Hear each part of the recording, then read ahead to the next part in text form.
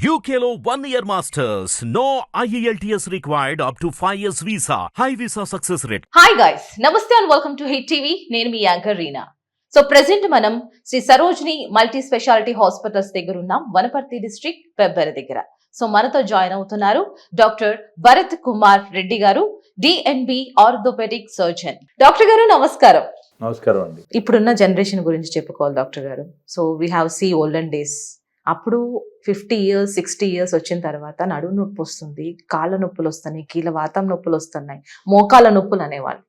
కానీ in this generation kids we can see around 15 years దాటిన వాళ్ళకే నడుము నొప్పి రావడం, మోకాళ్ళు అరిగిపోవడం, మోకాళ్ళలో నుంచి సౌండ్లు రావడం జనరల్గా వింటూ ఉన్నాం. సో ఇలాంటి కేసెస్ మీ దగ్గరికి వస్తున్నాయా?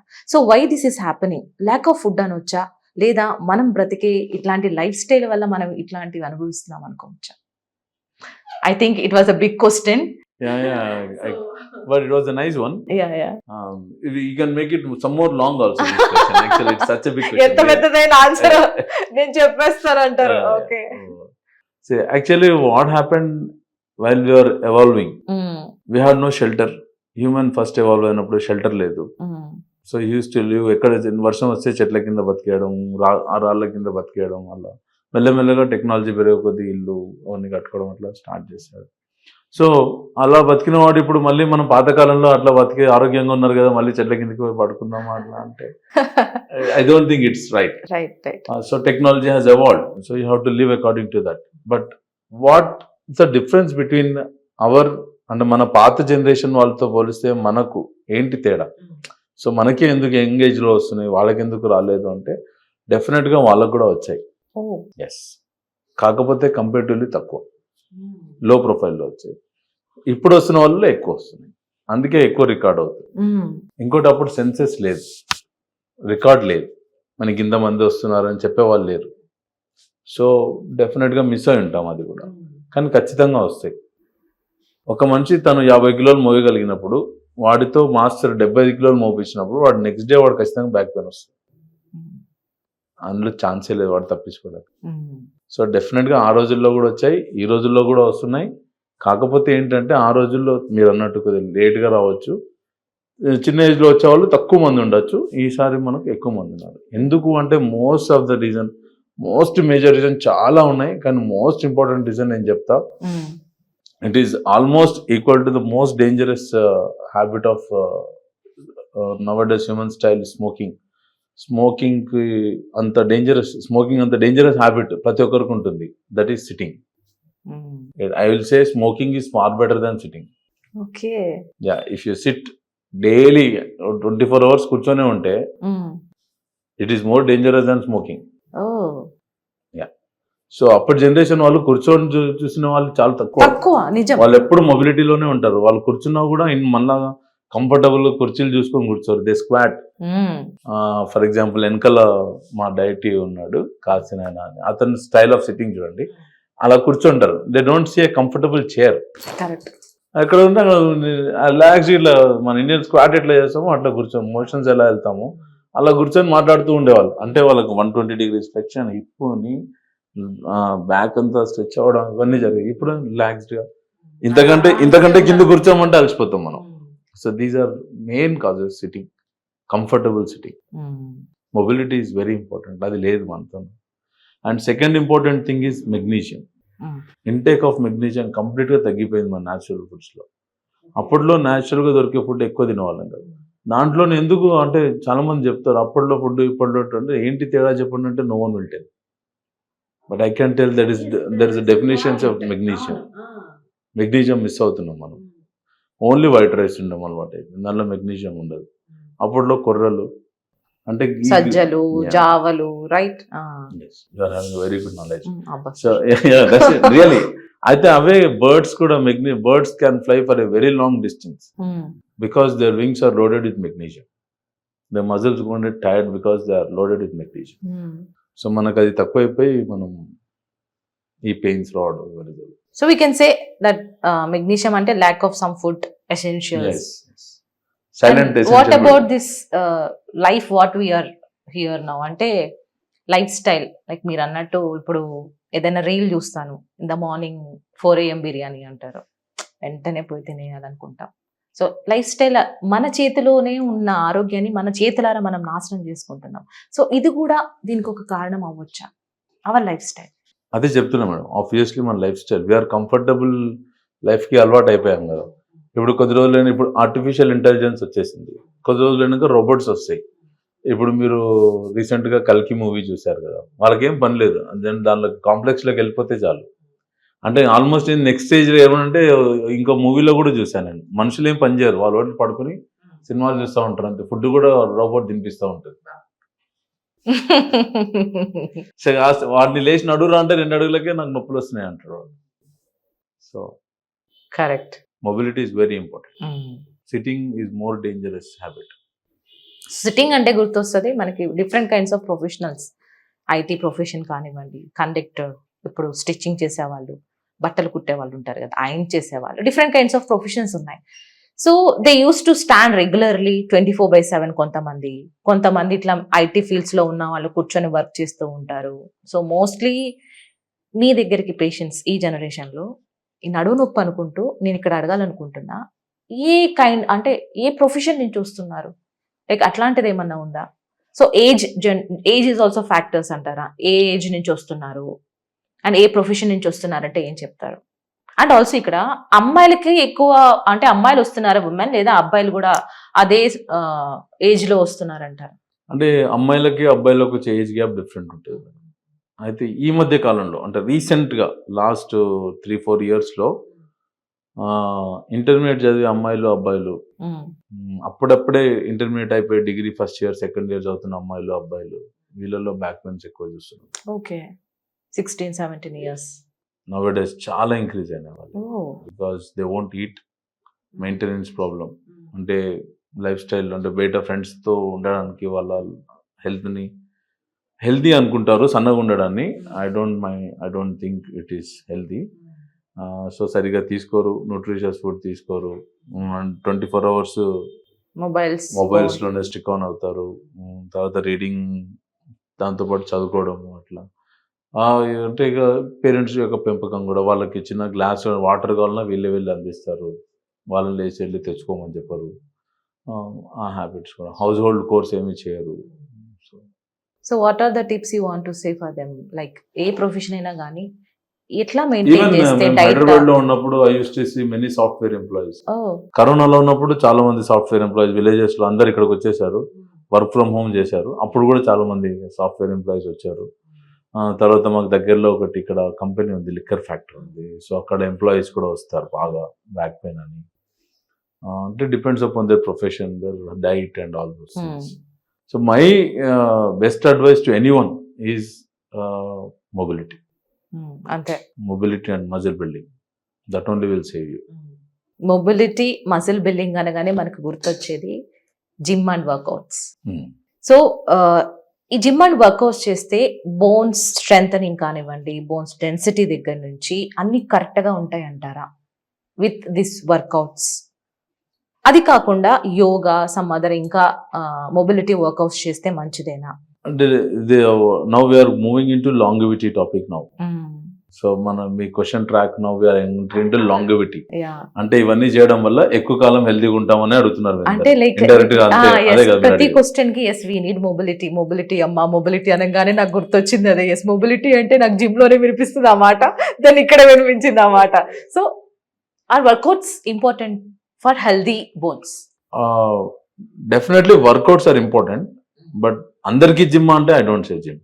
Okay, depends. ఇప్పుడు డైలీ లేబర్ హార్డ్ వర్క్ చేసే వాళ్ళు ఉంటారు, వాళ్ళు ఆల్రెడీ జిమ్ చేసినట్టే వాళ్ళకి.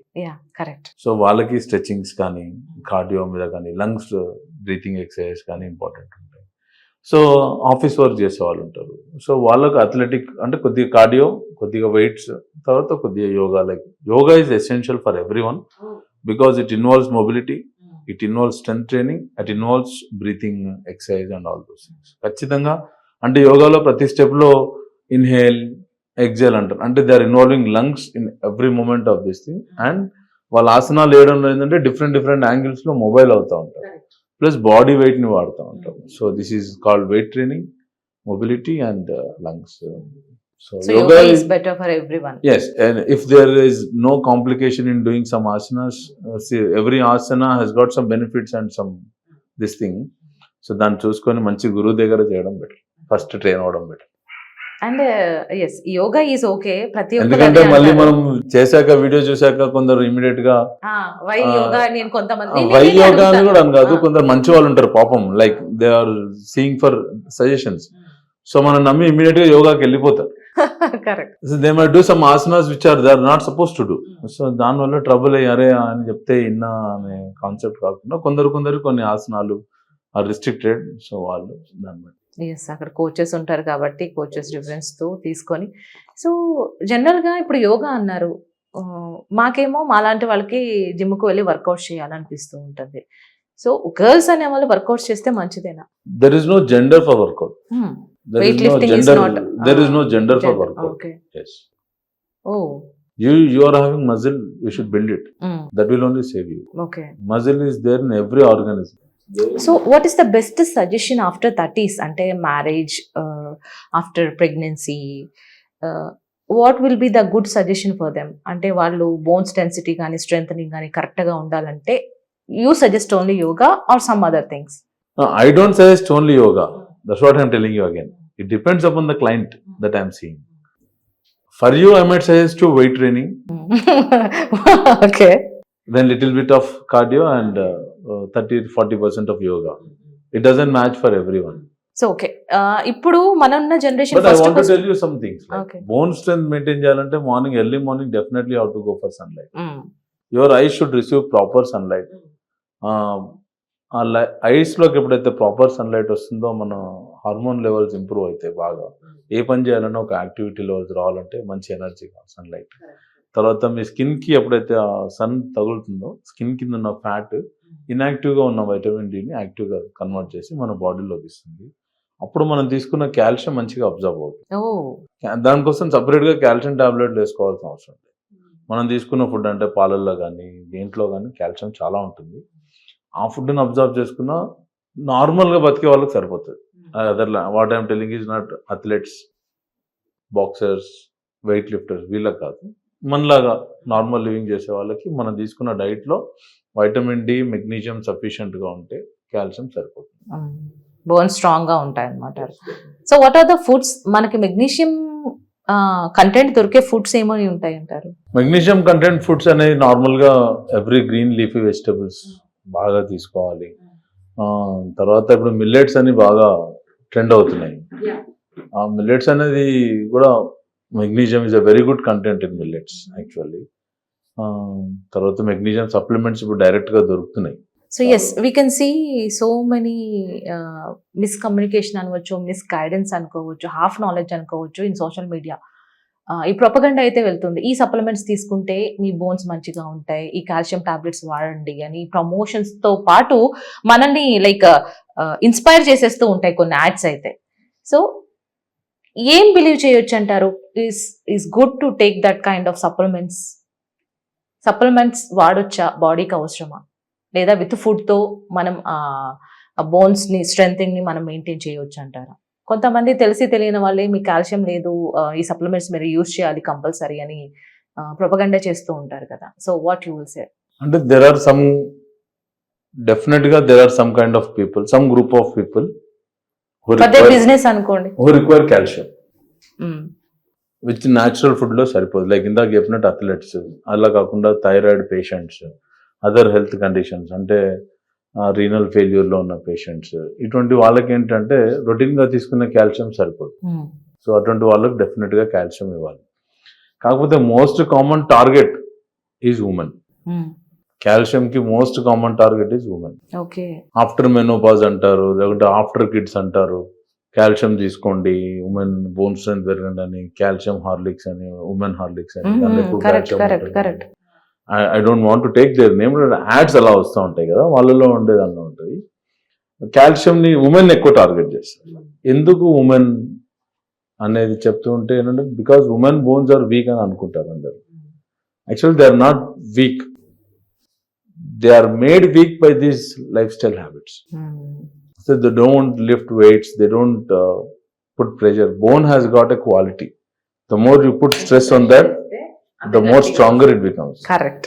The more you relax it, the more relaxer it will become. Okay. So calcium supplementation అవసరం ఉన్న వాళ్ళు తీసుకోవాలి. నేను చెప్పినట్టు ఇందాక అథ్లెట్స్ వాళ్ళ రిక్వైర్మెంట్ ఎక్కువ ఉంటుంది. డైట్లో వచ్చే న్యూట్రిషన్ సరిపోదు వాళ్ళకి ప్రోటీన్ కంటెంట్ కానీ, మల్టీవిటమిన్స్ కానీ, వైటమిన్ D3 కానీ, కాల్షియం ఇటువంటివన్నీ కూడా స్పోర్ట్స్ మెన్స్ కానీ హెవీ వర్క్ చేసే వాళ్ళు ఖచ్చితంగా అవసరమే.